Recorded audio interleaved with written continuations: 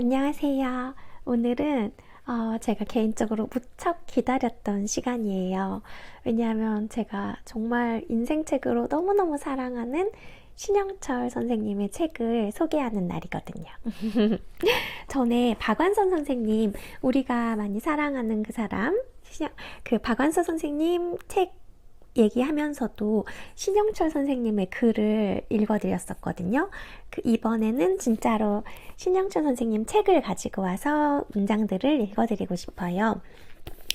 신영철 선생님의 책 제목은 슬픔을 공부하는 슬픔인데요.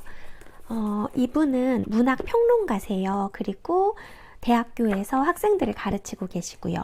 예전에는 조선대학교에서 학생들을 가르쳤는데 현재는 서울대학교에서 학생들을 가르치고 계신 교수님이시고 76년생이신데 2005년에 등단해서 이제 문학평론가로서 꾸준하고 활발한 활동을 하고 계십니다.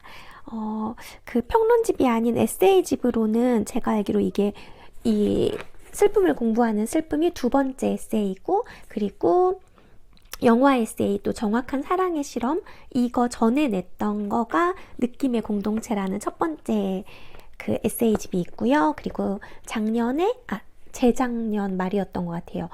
그때 인생의 역사라는 최근에 시화집을 또 내신 적이 있습니다.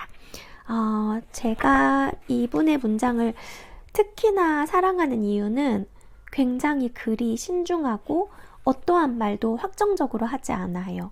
굉장히 조심스럽게 언어를 이렇게 정제해서 말씀하시는데 그 깎아서 한두 마디 하시는 그 말씀이 너무나 아름답거든요. 그래서 글도 그렇지만 저는 이분처럼 좀 이런 마음으로 살고 싶다는, 제가 굉장히 존경하는 그 삶의 방향성을 따라가고 싶은 분 중에 한 분이고요.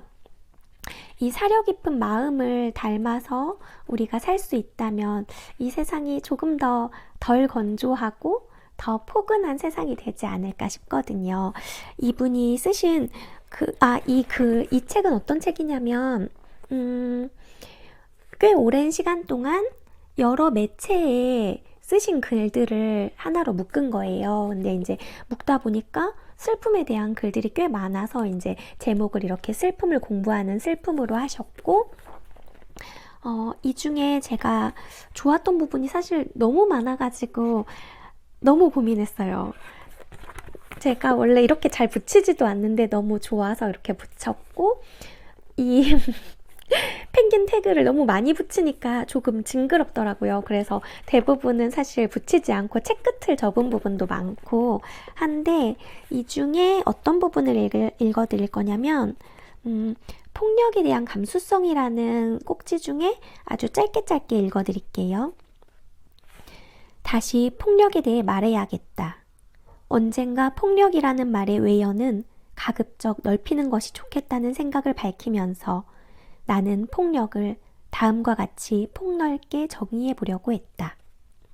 폭력이란 어떤 사람, 사건의 진실에 최대한 섬세해지려는 노력을 포기하는 데서 만족을 얻는 모든 태도. 더 섬세해질 수도 있는데 그러지 않기를 택하는 순간 타인에 대한 잠재적, 현실적 폭력이 시작된다는 말을 하고 싶었다. 물론 이렇게 하고 끝날 일이 아니어서 그 후로도 자주 폭력에 대해 생각하지 않을 수가 없었다. 네, 94쪽에 한 문단을 읽어드렸는데요.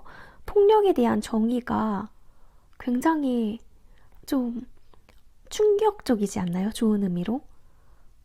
폭력이라고 해서 그냥 보통의 생각하는 언어적, 신체적, 물리적, 심리적 그런 폭력을 생각했는데 이분께서는 거기서 훨씬 더 확장된 개념으로 내가 어떤 사건에 대해서 무관심하게 그냥 무관심으로 일관하는 태도도 폭력이라는 거죠.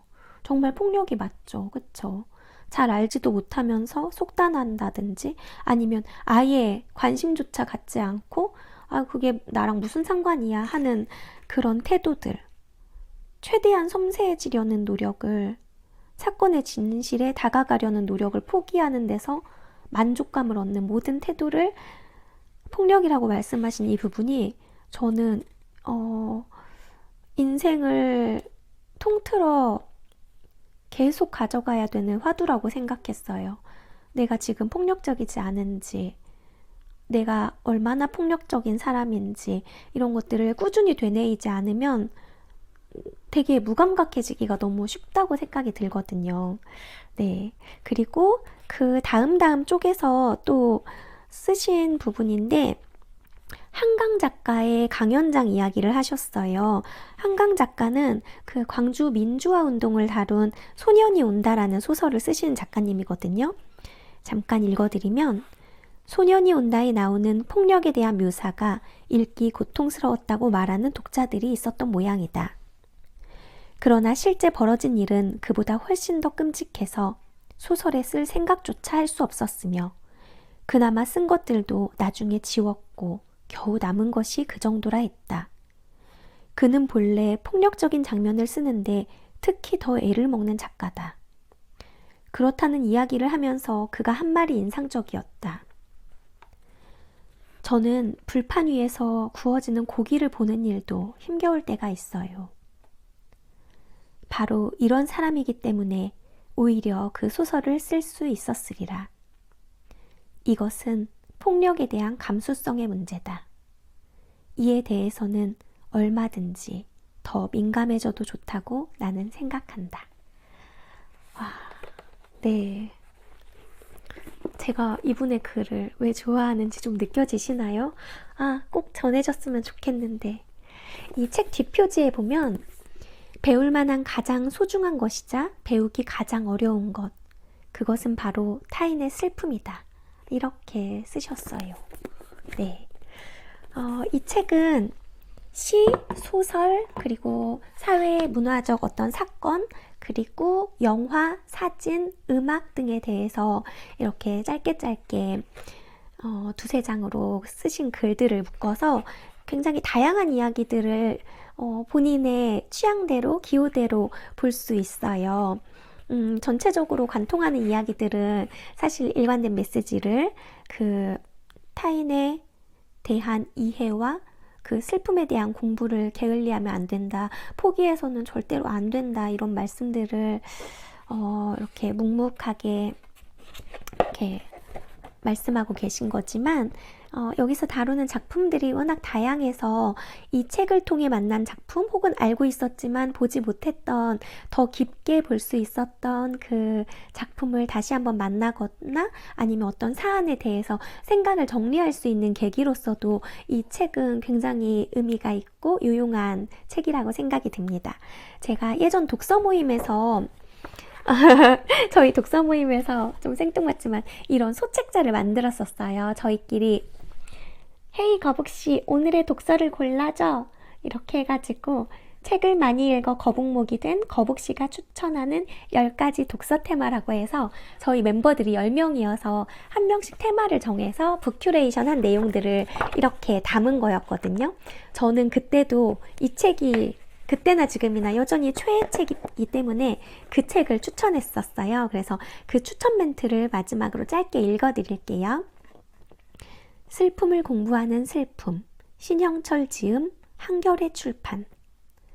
이 책을 빼놓고 슬픔을, 사랑을, 이해를, 배움을 말할 수는 없습니다. 사람은 누구나 정확하게 이해받고 싶죠. 그런 아린 마음들을 적확한 언어로 읽어주는 작가의 글을 만날 때면 무언가 뜨거운 것이 마음 깊은 곳에서부터 비집고 올라오는 것을 느낍니다. 더 좋은 사람이 되고 싶은 사람에게, 상처받은 마음을 어찌할 수 없어 마음이 퉁퉁 부은 사람에게, 곁에 사랑하는 사람에게 정확한 위로를 주고 싶은 사람에게, 그리고 내 안에 이름 없는 마음들에 이름을 붙여주고 토닥토닥 해주고 싶은 사람에게 꼭 권하고 싶습니다. 네, 오늘은 신영철 선생님의 글 읽어드렸고요. 평생에 걸쳐서 우리 함께 슬픔을 공부하고 타인을 이해하며 조금은 더 깊이 헤아리려는 태도로 함께 살아가면 얼마나 좋을까? 이런 생각을 해봅니다. 같이 노력해봐요. 안녕!